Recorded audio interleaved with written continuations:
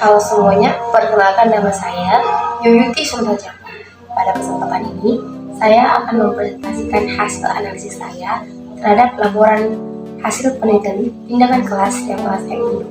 Adapun judul laporan yang saya unduh yaitu peningkatan hasil belajar materi memahami dan mencipta cerita fantasi menggunakan project based learning siswa kelas 7C SMP Negeri 1 Tamiang Layang yang disusun oleh Siti Aminah SPD sebagai guru di SMP Negeri 1 Tamiang Layang. Pada bagian latar belakang, peneliti mengungkapkan bahwa latar belakang dilakukannya penelitian ini yaitu hasil ulangan siswa yang rendah, di mana dari hasil ulangan rendah diperoleh bahwa nilai siswa masih di bawah KKM, lebih tepatnya nilai di bawah 64. Peneliti juga mencantumkan faktor-faktor yang menyebabkan rendahnya nilai siswa tersebut.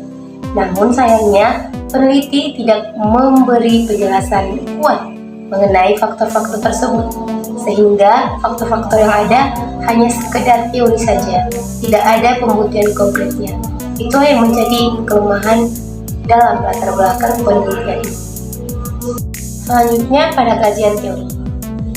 Pada kajian teori yang digunakan sudah relevan dengan masalah yang diangkat dalam penelitian tindakan kelas.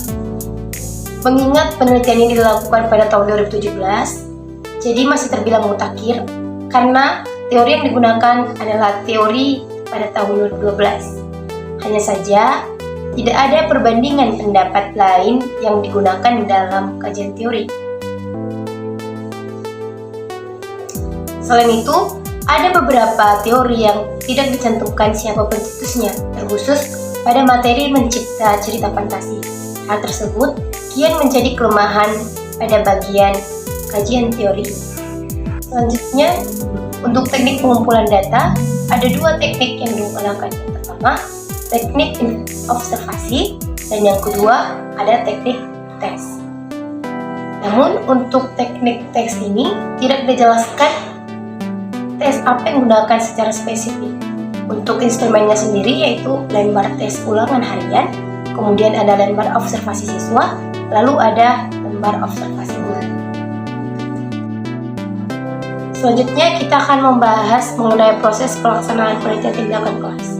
Pada siklus pertama dimulai dari tahap persiapan. Dalam tahap persiapan ini, yakni menyiapkan RPP mengenai project based learning, menyiapkan lembar kerja siswa atau LKS, lembar observasi, kemudian menyiapkan alat evaluasi berbentuk tes tertulis dengan model pilihan ganda. Kemudian pada tahap pelaksanaan. Pada tahap pelaksanaan ini, guru menjelaskan materi memahami dan mencipta cerita fantasi secara klasikal.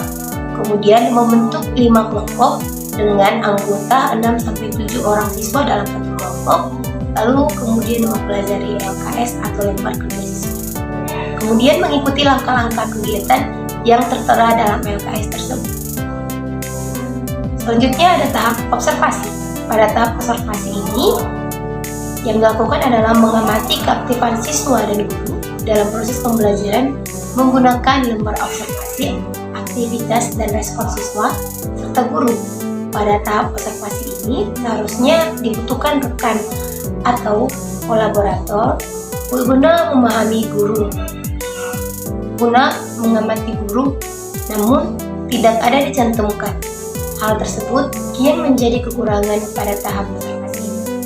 Selanjutnya, tahap keempat yaitu tahap refleksi. Pada tahap refleksi dicantumkan bahwa siklus pertama ada kekurangan yang ditemukan, yaitu siswa tidak fokus dalam mengerjakan LKS, serta beberapa siswa tidak serius dalam pengerjaan LKS. Kemudian, ada 1 atau 2 kelompok yang tidak mampu menjawab pertanyaan dari guru maupun pertanyaan dari kelompok lain.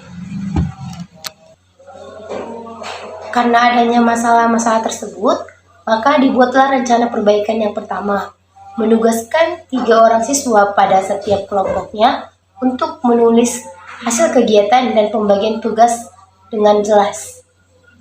Kedua, guru menjelaskan lebih detail lagi mengenai materi. Beranjak ke siklus 2, rencana perbaikan yang direncanakan di siklus pertama tidak ditemukan, hingga dapat disimpulkan Tidak ada pembedaan yang berarti dalam setiap tahapnya. Baik siklus 1 maupun siklus 2 dimulai dari tahap persiapan, pelaksanaan, observasi, kemudian diakhiri dengan tahap refleksi.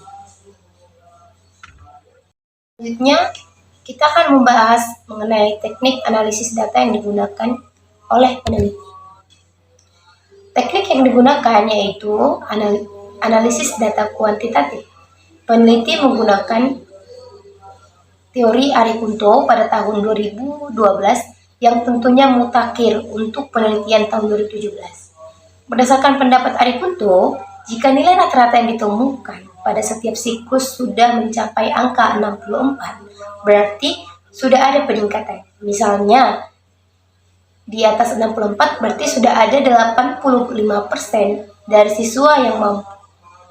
Pada laporan ini cukup dijelaskan di siklus pertama ada jumlah dari keseluruhan hasil ujian siswa, yaitu 2000 dibagi 32 siswa menghasilkan 62,5 kali dikalikan 100%, jadi hasilnya 62,5. 62,5 tentunya belum sesuai dengan pendapat Aripunto yang seharusnya 64, maka dianggap tidak tuntas di siklus pertama. Kemudian dilakukan perbaikan di siklus kedua, lalu ada peningkatan sebanyak 67,8%, artinya sudah sesuai dengan teori yang dipakai oleh peneliti. Dapat disimpulkan adanya peningkatan dari siklus pertama ke siklus kedua. Demikianlah pembahasan mengenai laporan penelitian tindakan kelas yang telah saya unduh dengan judul peningkatan hasil belajar materi memahami dan mencipta cerita fantasi menggunakan Project Based Learning siswa kelas 7C SMP Negeri 1 Tamiang Layang oleh Siti Aminah SPD. Sekian dan terima kasih.